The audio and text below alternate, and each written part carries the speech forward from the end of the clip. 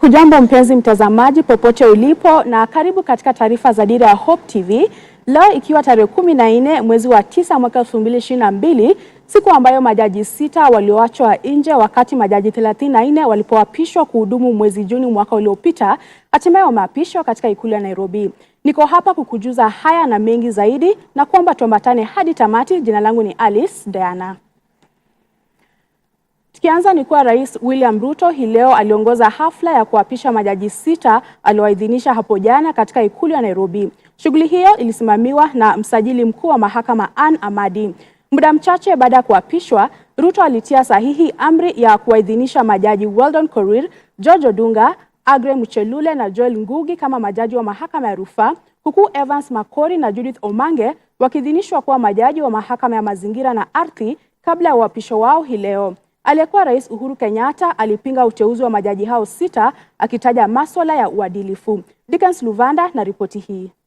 Karibu. Baada ya miaka mitatu, hatimaye majaji 6 ambao walikuwa wameteuliwa na tume ya huduma za mahakama JSC mwaka 2019 na majina yao kukataliwa na Rais mstaafu Uhuru Kenyatta, wameapishwa katika ikulu ya Nairobi kwenye hafla iliyoongozwa naye Rais wa 5 wa Jamhuri ya Kenya William Ruto. Kuapishwa kwa majaji hao hii leo kunajiri siku moja tu baada ya Rais Ruto kutia saini arifa au amri kuhusu uteuzi wa majaji hao Jumanne jioni. Do justice in accordance with this constitution as by law established, and the laws and customs of the republic without any fear, favor, bias, affection, ill will, prejudice or any political, religious or other influence. To swear in the name of the Almighty God to diligently serve the people and the Republic of Kenya, and to impartially do justice in accordance with this constitution. Of my knowledge and to the best of my ability, protect, administer and defend this constitution with a view to upholding the dignity and the respect for the judiciary and the judicial system of Kenya. Ikumbukwe kuwa rais anayeondoka Kenyatta alidinda kuwaidhinisha majaji hao mwaka 2019 Agosti na kusema kuwa walikuwa na dosari za kimaadili na kuitaka tume ya huduma za mahakama JSC nchini kuangazia upya utendakazi wao. I, Odunga George Vincent, Judge of the Court of Appeal, do swear in the name of the Almighty God and the laws and customs of the Republic, without any fear, favor, bias, affection, ill will, prejudice, or any political, religious. In the exercise of the judicial functions entrusted to me, I will, at all times, and to the best of my knowledge and ability, protect, administer, and defend this Constitution with a view to upholding. I, Cheriot Omange Judith Elizabeth, Judge of the Environment and Land Court, do swear in the name of the Almighty God to diligently serve the people and the Republic of Kenya. Akiwahutubia majaji hao kwenye hafla iliyohudhuriwa pia na aliyekuwa jaji mkuu David Maraga, Ruto aliahidi kuheshimu uhuru wa idara ya mahakama, akisema kuwa atafanikisha mazungumzo ya kila mara kila wakati ikiwa kuna jambo tata kati ya idara husika. I want to assure you that my administration will respect the independence of the judiciary, will respect the independence of all the other institutions in a manner that makes them efficient to deliver on their respective mandates. We will promote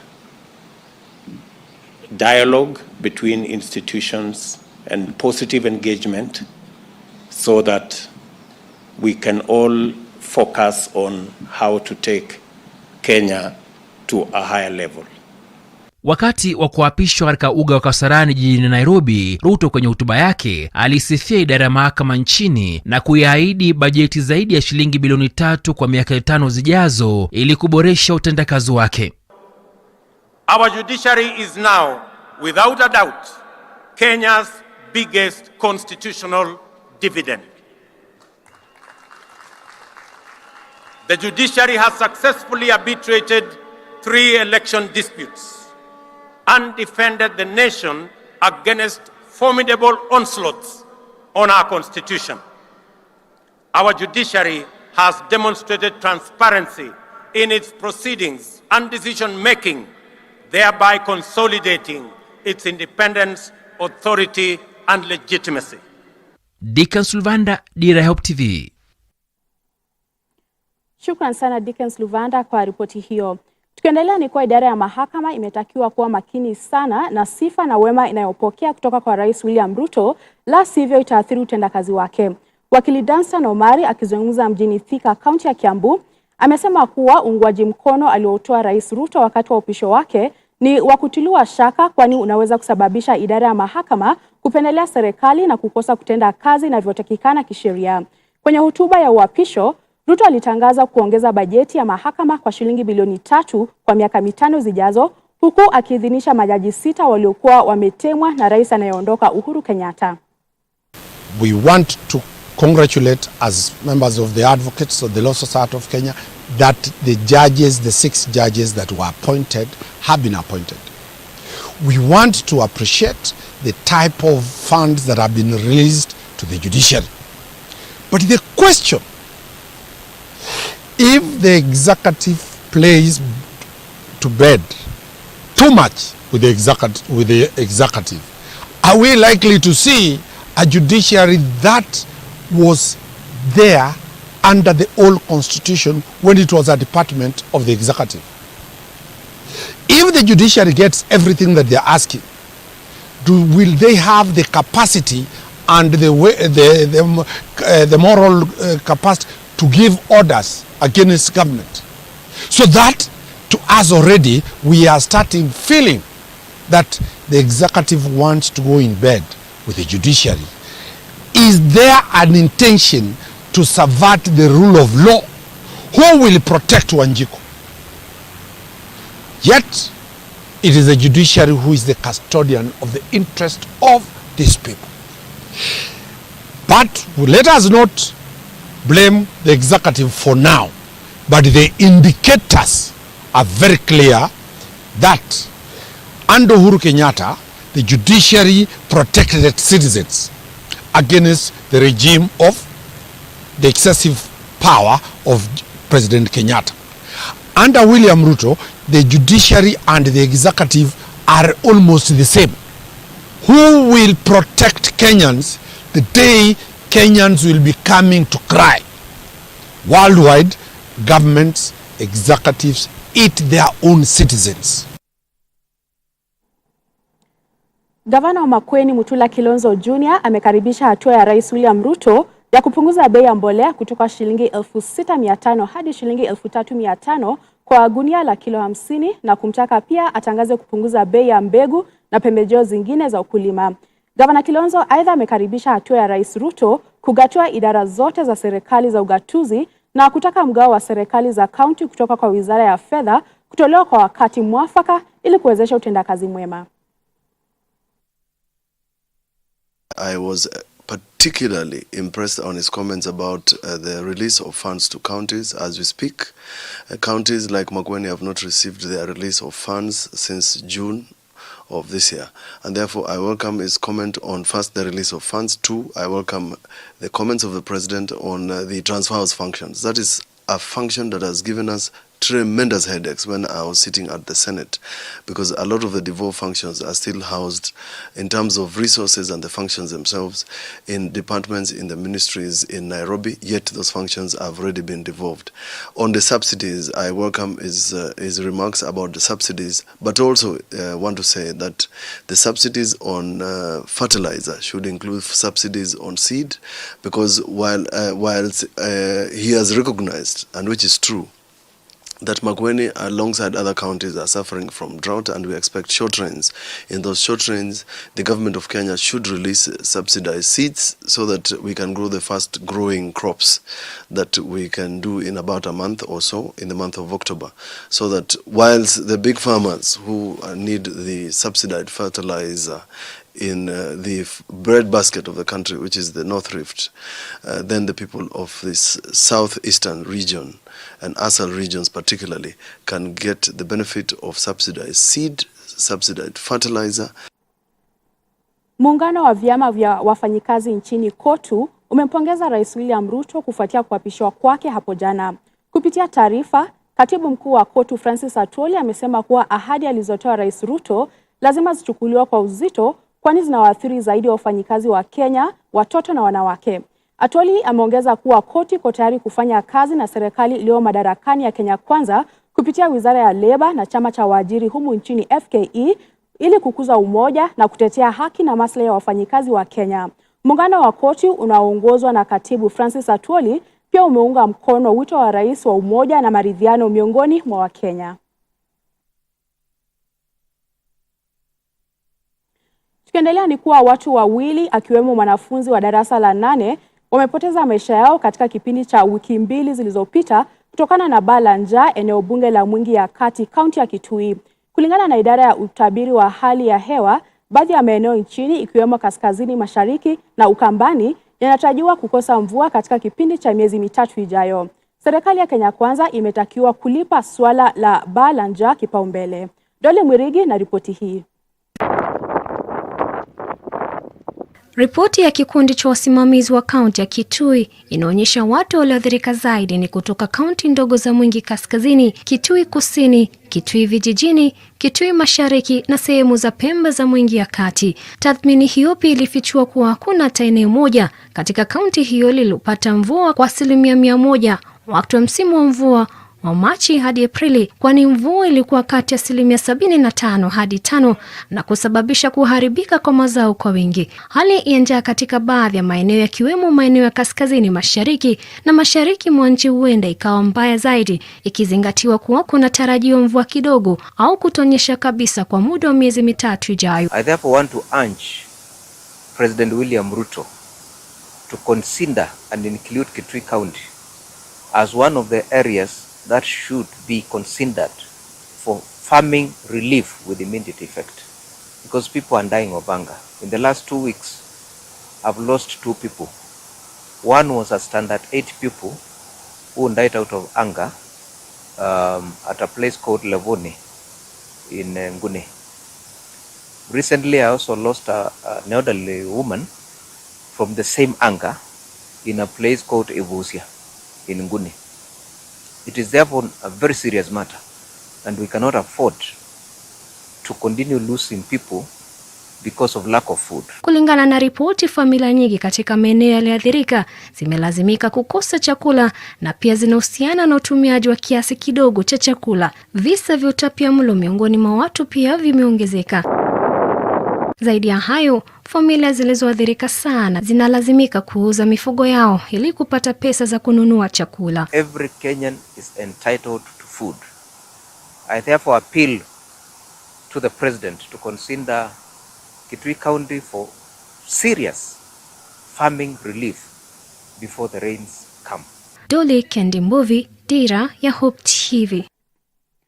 Na shukran sana Dole Mwirigi kwa taarifa hiyo. Tukitoka katika eneo la Ukambani tunaelekea katika kaunti ya Marsabit ambako kambi ya matibabu ya bure iliyoandaliwa na kanisa la Christ is the Answer Ministries Sitam katika eneo bunge la Loyangalani, kaunti ya Marsabit imeingia siku ya pili hii leo. Mamia ya wagonjwa walifika katika kituo cha matibabu cha Loyangalani kupata matibabu. Kulingana na mwenyekiti wa bodi ya hospitali hiyo Mohamed Abdullah, wagonjwa wengi hawajakuwa wakizuru hospitali hiyo kufuatia ukosefu wa dawa. Daktari Mohamed Amin ambaye anaongoza hospitali hiyo sasa anatoa wito kwa serikali ya kaunti kusambaza dawa katika hospitali hiyo ili kurahisisha matibabu ya wagonjwa ambao walisema wengi wao wanatoka mbali wakitafuta matibabu muhimu.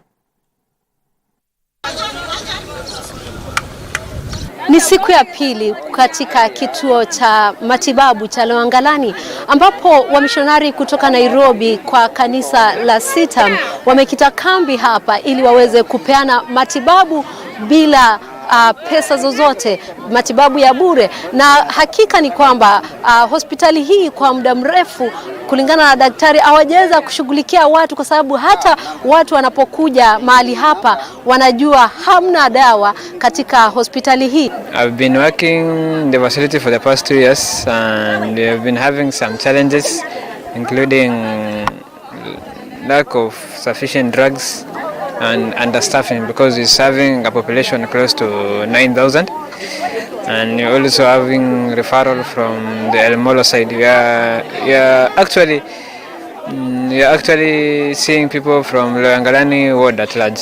From the yesterday and today's, today's records that and the kind of the diseases that you're seeing, mostly you're seeing, upper respiratory infections, from all the way from most of the patient asthmatic, some with pneumonia cases.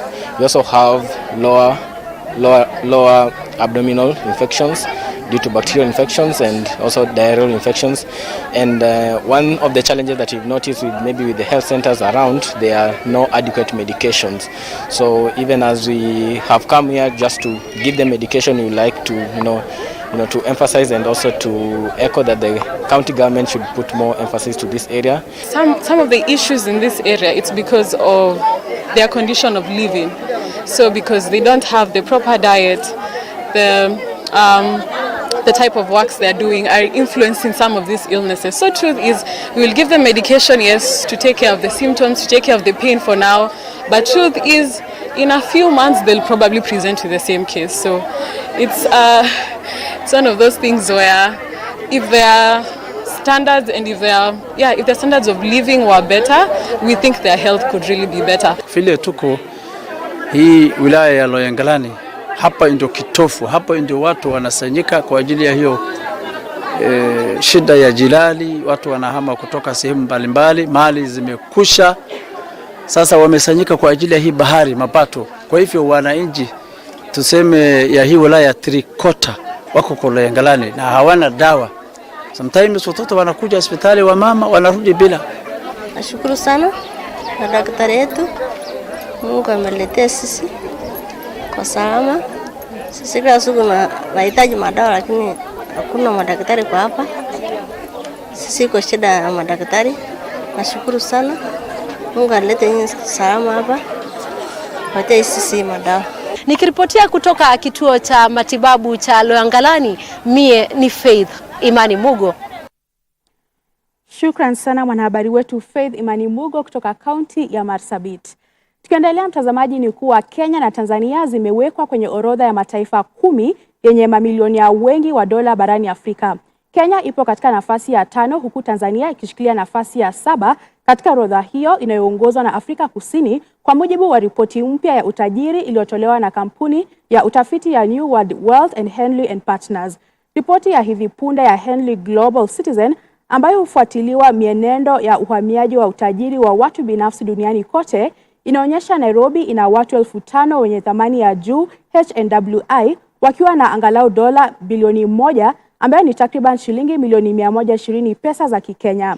Dar es Salaam nchini Tanzania ina watu 1,300 wenye utajiri mkubwa zaidi ikishikilia nafasi ya 12 barani Afrika kwa mji wenye matajiri wengi zaidi. Ripoti hiyo inaonyesha kitovu cha biashara cha Afrika Kusini Johannesburg kina mamilionea wa dola 15,200 wengi zaidi barani Afrika, ikifuatiwa na mji mkuu wa Misri Cairo ambao una watu matajiri zaidi ya 7,800. Mji mwingine wa Afrika Kusini Cape Town ni watatu kwa ukubwa idadi ya watu matajiri wenye kipato cha juu HNWI 6,800, ikifuatiwa na jiji lenye watu wengi zaidi la Nigeria Lagos ambalo lina watu 6,300 wenye utajiri. Walakini hakuna jiji la Kiafrika lililoingia kwenye orodha ya miji 20 bora ulimwenguni ambayo ina idadi kubwa ya mamilionea wa dola. Orodha hiyo inatawaliwa na miji ya Marekani. Hapo jana kwenye hafla ya uapisho wa William Ruto kama rais wa 5 wa Kenya, Rais wa Tanzania Samia Suluhu Hassan alisisitiza umuhimu wa Kenya na Tanzania kushirikiana ili kuboresha uchumi wa Afrika ya Mashariki. Kuihakikishia Kenya dhamira yetu ya dhati ya kufanya kazi kwa kushirikiana kwa karibu zaidi katika kuleta maendeleo ya pamoja ya kijamii na kiuchumi baina ya nchi zetu, lakini na ukanda wote wa Afrika Mashariki. Namwomba Mwenyezi Mungu amwezeshe ndugu yetu Ruto pamoja na serikali atakayoiunda, awatie nguvu ili waweze kutumikia vyema nchi hii katika kiwango kinachotarajiwa na wananchi wa Kenya. Na tukiingia viwanjani ni kuwa wachezaji 5 wa klabu ya KCB na ambao ni mabingwa katika kombe la bara la Afrika wametajwa katika kikosi cha timu ya kinadada ya Kenya ya volleyball almaarufu Malkia Strikers ambacho kitashiriki katika michuano ya kombe la dunia la michezo wa volleyball nchini Uholanzi. 5 hao ni Mercy Moim, Belinda Baraza, Immaculate Nekesa, Edith Wisa na Sharon Jepchumba. Wachezaji hao waliongoza timu ya volleyball ya Wakenya ya KCB kushinda katika mashindano ya klabu ya Afrika ya mwaka 2022 huko Kelibia, Tunisia. Timu hiyo ya Malkia Strikers sasa itacheza mechi 2 za kirafiki jijini Belgrade, Serbia kabla ya kwenda Uholanzi tarehe 20 mwezi huu kabla ya mashindano ya kimataifa yatakayopangwa kufanyika Septemba 24 hadi Oktoba 15 mwaka huu.